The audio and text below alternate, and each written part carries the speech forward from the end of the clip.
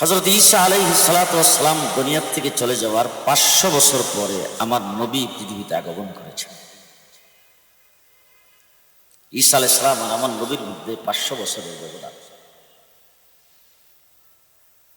রাসূলুল্লাহ সাল্লাল্লাহু আলাইহি ওয়াসাল্লাম পৃথিবীতে আগমন করে দেখলেন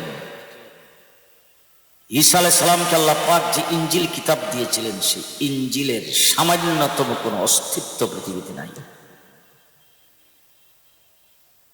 আপনারা যারা আমার সামনে বসছেন আপনারা সবাই জিন্দা তো? নাকি সবাই জিন্দা আছেন তো? 500 বছরে ইনজিলের অস্তিত্ব শেষ।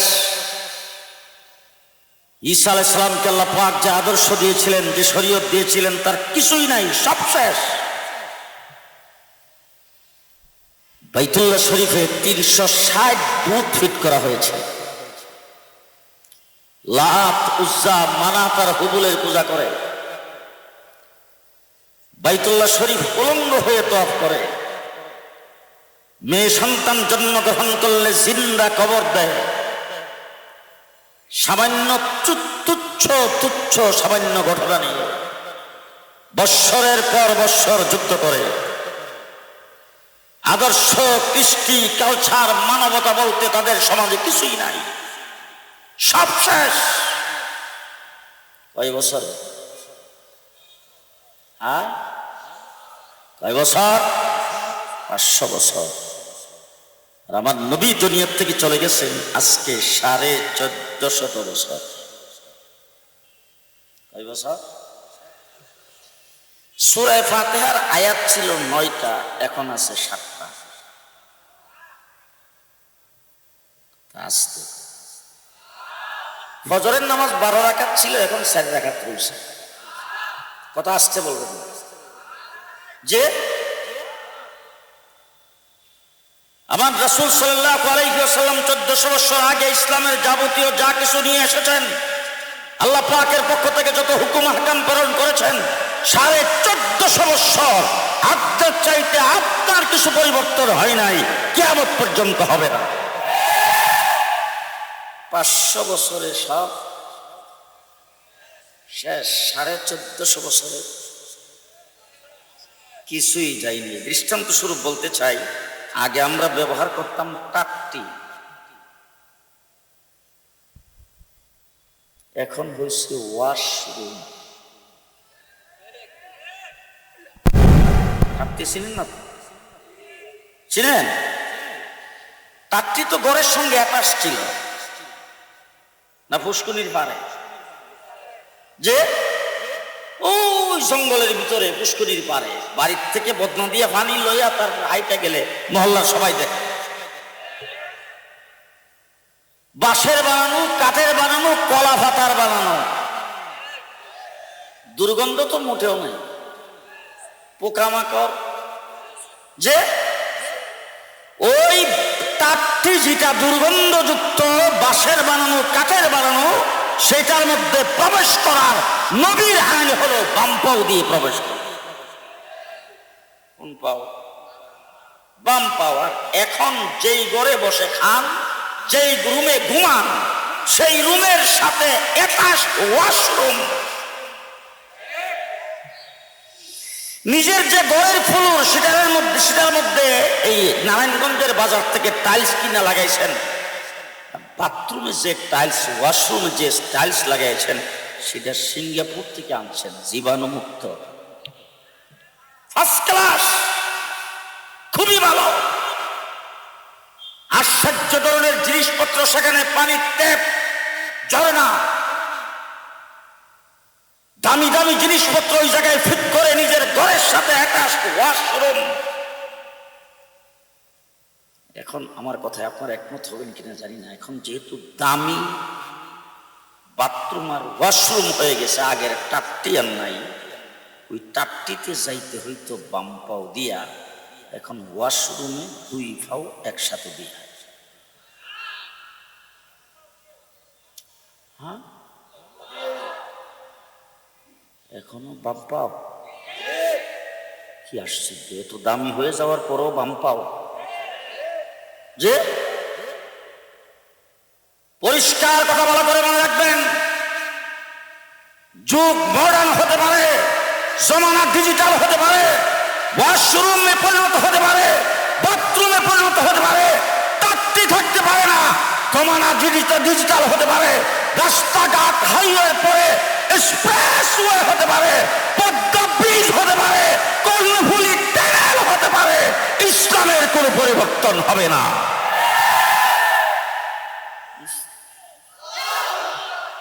ইসলামের কোনো পরিবর্তন হয় নাই, হবেও না। তার কারণ হলো আমার নবী সর্বশেষ নবী।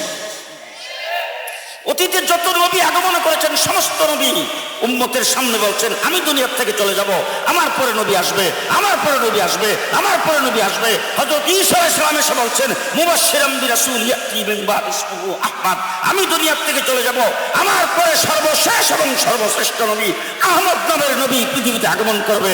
কিন্তু আমার নবী এসে বলছেন আনা খাতামুন নাবিয়্যিন লা নাবিয়্যা বাদি, আমি সর্বশেষ নবী, আমার পরে কোনো নবী, আমার পরে কোনো নবী নাই, আসবে। রাসূলুল্লাহ সাল্লাল্লাহু আলাইহি ওয়াসাল্লাম বলেছেন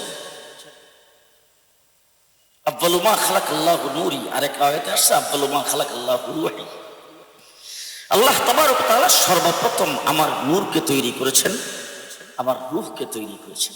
সর্বপ্রথম আমার রাসূলকে আল্লাহ তাবারক ওয়া তাআলা বানিয়েছেন। পৃথিবী সৃষ্টির তামাম সৃষ্টি জগৎ সৃষ্টির মকসুদ, উপলক্ষ, উদ্দেশ্য মুহাম্মদুর রাসূলুল্লাহ সাল্লাল্লাহু আলাইহি ওয়াসাল্লাম। কথা কি বুঝাইতে পারতেছি? যে পৃথিবীর আসমান জমিন চন্দ্র সূর্য রাত্র দিন, আরশ কুরসি লৌহ কলম, আরশ থেকে শুরু করে একবার তাহতা সারা পর্যন্ত তামাম পৃথিবীর সবকিছু তৈরির উপলক্ষ, উদ্দেশ্য, মকসুদ হলো আমার নবী মুহাম্মদুর রাসূলুল্লাহ। তাকে আল্লাহ পাক বানাইছেন সবার আগে। হযরত আদম আলাইহিস সালামকে বানাই আল্লাহ পাক আরশের নিচে দিয়ে রাখছে। সেখান থেকে আল্লাহ তাবারক তাআলা জান্নাতে আদম আলাইহিস সালামকে বসাইছেন।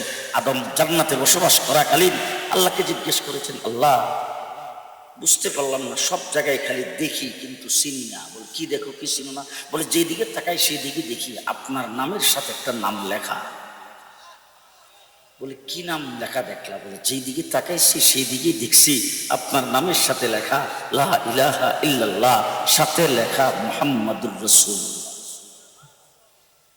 আল্লাহ আপনি কার নামটা এখানে লাগাই রেখেছেন? আল্লাহ তাবারক ওয়া তাআলা হযরত আদম আলাইহিস সালামকে বলছেন, আদম তাকে যদি না বানাইতাম তোমারও বানাইতাম না।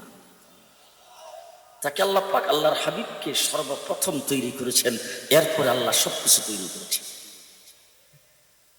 আমাদের গ্রাম দেশে শহরে বন্দরে সব জায়গায় বিশেষ সংখ্যক মানুষ একত্রিত হয়ে বিভিন্ন খানাপিনার আয়োজন হয়। বিভিন্ন অনুষ্ঠানে খানাপিনার পরে মিষ্টি খাওয়া সুন্নত, এটা কিন্তু আমাদের দেশে বাদ দেয় না। কি করলে বাদ দেয়? দেয় না।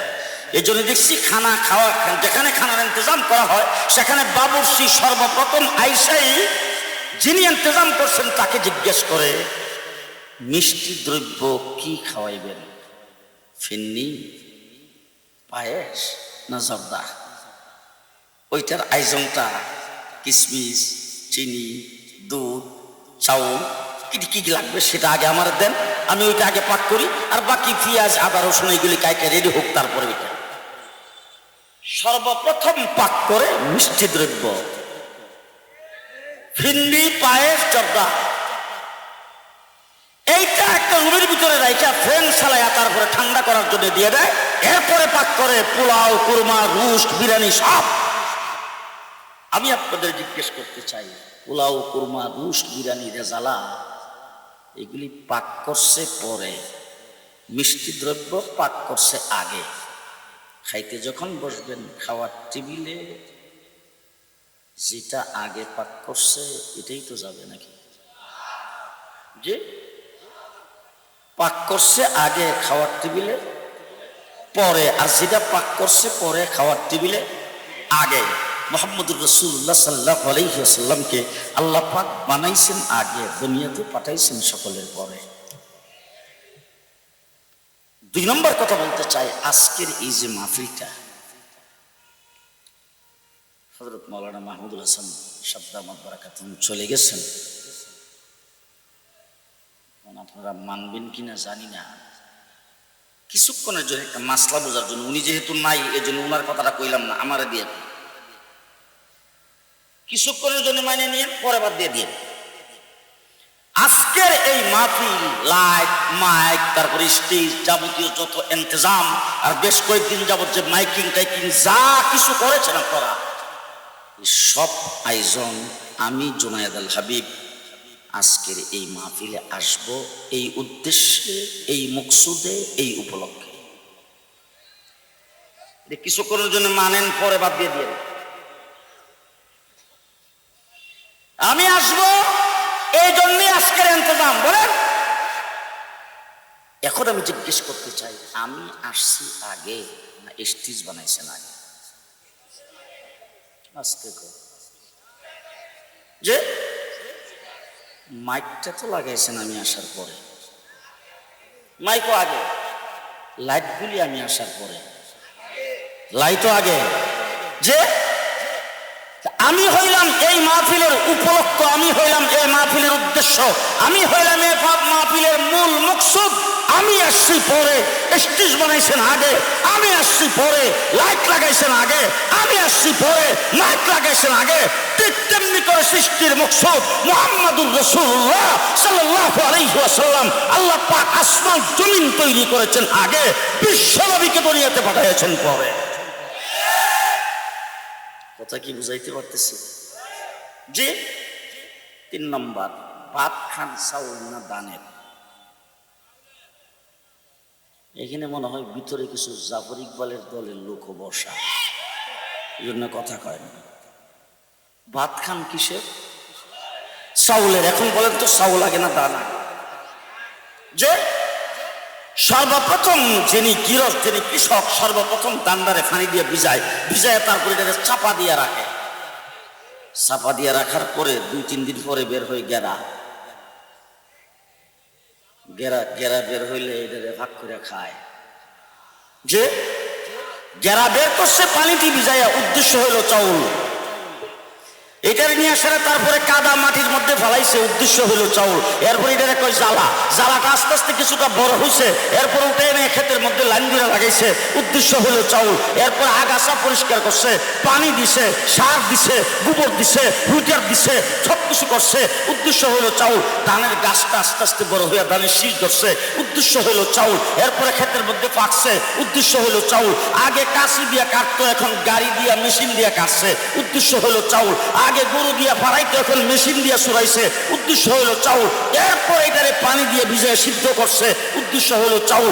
রোদ্রে দিয়া শুকাইছে, উদ্দেশ্য হইল চাউল। মেশিনে বাংলায় চাউল বের করছে। চাউল মেশিনে বাংলায় বের করার আগ পর্যন্ত যা করলো, কি উদ্দেশ্যে? যে কি উদ্দেশ্যে? চাউলের উদ্দেশ্যে। এখন বলতো চাউল কখন আসছে? সবকিছু করার পরে না আগে? যে এখন আপনাদের কাছে আমার প্রশ্ন, সব ওয়াজ কিন্তু আমি করবো না, কিছু আপনারা করবেন, কিছু আমি। এখন আপনাদের কাছে আমি জানতে চাই, চাউল যখন হয়ে গেছে, চাউলটা দিয়া দান বানান।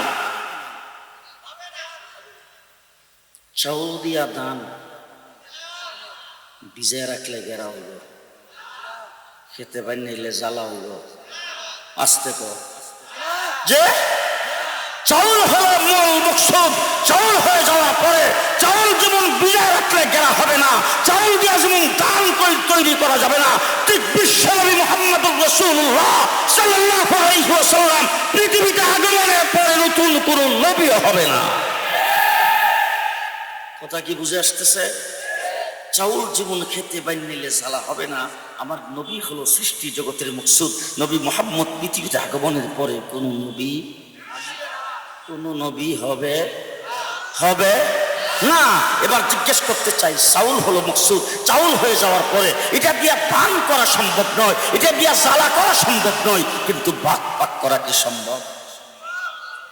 ভাত বিরিয়ানি মনে হয় সম্ভব না, বিরিয়ানিও সম্ভব, পোলাও, খিচুড়ি, পায়েস, ফিরনি, পিঠা বানানো, গুড়ি কোটা, ছাতু করা সম্ভব? সম্ভব? যদি বুঝে থাকেন তাইলে আজকে ভালো করে বুঝবেন, চাউল হয়ে মকসুদ, চাউল হয়ে যাওয়ার পরে চাউল দিয়ে দান করা সম্ভব নয়, চাউল দিয়ে ভাগ করা সম্ভব। ঠিক তেমনি করে আমার নবী হলো সৃষ্টির মকসুদ। আমার নবী পৃথিবীতে আগমনের পরে, নবী হওয়ার পরে নতুন কোন নবী আসা সম্ভব নয়, কিন্তু চাউল দিয়ে যেমন ভাগ করা যায়, নবুয়তি এলেম থেকে মাহমুদুল হাসান তৈরি হওয়া যায়। কথা বুঝে আসতেছে? চাউল দিয়ে যেমন খিচুড়ি পাক করা যায়, নবুয়তি ইলম থেকে আল্লামা আহমদ শফি হওয়া যায়। চাউল দিয়ে যেমন ফিন্নি পাক করা যায়, নবুয়তি ইলম থেকে জুনায়েদ বাবনগরী হওয়া যায়। চাউল থেকে যেমন পিঠা বানানো যায়, নবুয়তি ইলম থেকে নূর হোসেন কাসিমি হওয়া যায়। চাউল দিয়ে যেমন ভাত পাক করা যায়, নবুয়তি ইলম থেকে মুফতি ফজলুল হক আমিনী হওয়া যায়। নবী হওয়া যায় না, ওলি হওয়া যায়, গাউস হওয়া যায়, কুতুব হওয়া যায়, মুফতি হওয়া যায়, মুহাদ্দিস হওয়া যায়, মুফাসসির হওয়া যায়, মুকাররার হওয়া যায়, খতিব হওয়া যায়। নবী হওয়া সম্ভব না। আমার রাসূল সাল্লাল্লাহু আলাইহি ওয়াসাল্লাম বলছেন, আমার পরে যদি নবী হইতো, উমর হইতো। কেডা হইতো? কোন উমর?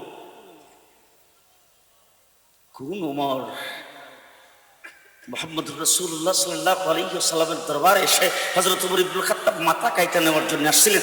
আয়েশা যখন ইসলাম কবুল করেছেন, কিছুক্ষণ পরেই নামাজের টাইম হয়েছে। তো ওমর ইবনে খাত্তাবকে সাহাবায়ে কেরামকে রাসূল বলছেন, উমরকে উযু করায়া নামাজের জন্য প্রস্তুত করে নিয়ে আসো। হযরত ওমর ইবনে খাত্তাবকে উযু শিখাইয়া উযু করায়া যখন আনছেন, রাসূলের দরবারে এসে উমর জিজ্ঞেস করতেছেন, হুজুর উযু কইরা আসলাম, এখন কি করতে হবে? আল্লাহর নবী বলে, এখন নামাজ পড়তে হবে। হযরত ওমর ইবনে খাত্তাব পাল্টা প্রশ্ন করেছেন, হুজুর নামাজ কি জিনিস? এটা কালা না দলা? হুজুর আকরাম সাল্লাল্লাহু আলাইহি সাল্লাম বলেন, নামাজ তো আল্লাহর হুকুম, আল্লাহর ইয়াদ, আল্লাহর স্মরণ। হযরত ওমর ইবনে খাত্তাব পাল্টা প্রশ্ন করেছেন, হুজুর মহান আল্লাহর স্মরণ, আল্লাহর ইয়াদ, আল্লাহ পাকের হুকুম, এটা কোন জায়গায় করেন?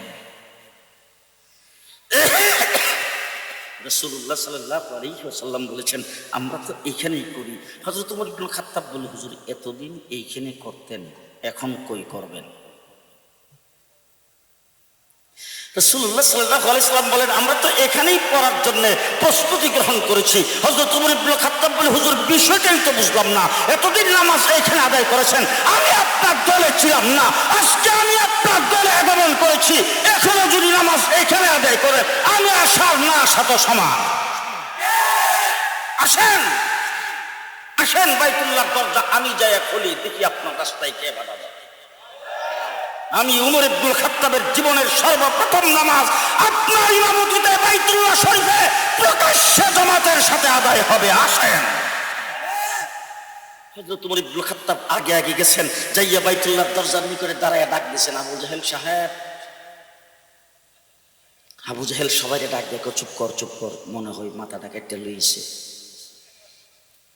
হযরত ওমর ইবনে খাত্তাব ডাক দিয়ে বলছেন, এই আবু জাহেল, উতবা, সাইবা, আবু লাহাব, মক্কার কাফের আর মুশরিকেরা ভালো করে শুনে রাখ, এই মুহূর্ত থেকে ওমর ইবনে খাত্তাব আর তোদের দলে নাই। সৈয়দুল মুরসালিন, খাতামুন নবিয়্যিন মুহাম্মদুর রাসূলুল্লাহ সাল্লাল্লাহু আলাইহি ওয়াসাল্লামের গোলাম হয়ে গেছে, তিনি আসতেছে বাইতুল্লাহ শরীফের নামাজ আদায় করার জন্য। আমি উমর সিদ্ধান্ত গ্রহণ করেছি, আমার জীবনের সর্বপ্রথম নামাজ আল্লাহর নবীর ইমামতিতে বাইতুল্লাহ শরীফে প্রকাশ্যে জামাতের সাথে আদায় করব। যদি কেউ চাও তার রাস্তায় বাধা দেবে, বেগমের কাছ থেকে বিদায় নিয়ে আই।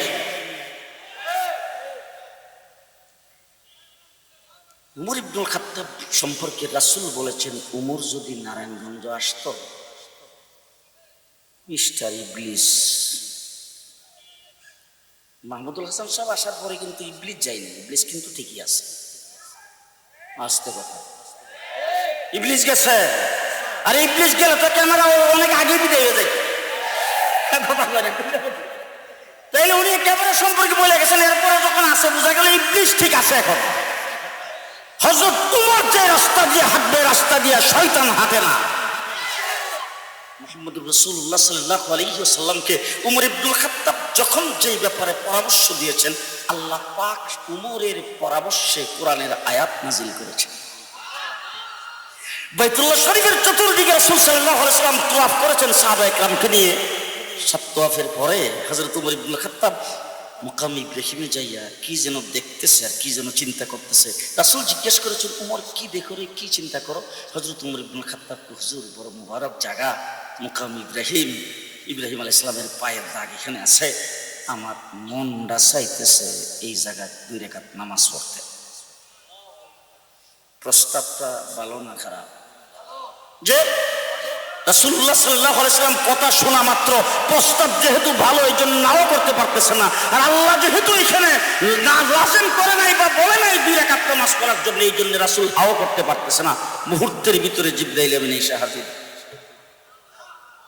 জিবরাইল আমিন এসে রাসূলকে বলছে, হুজুর উমর ইবনুল খাত্তাবের মনের আশা আল্লাহর আরশকে নাড়াইয়া দিয়েছেন।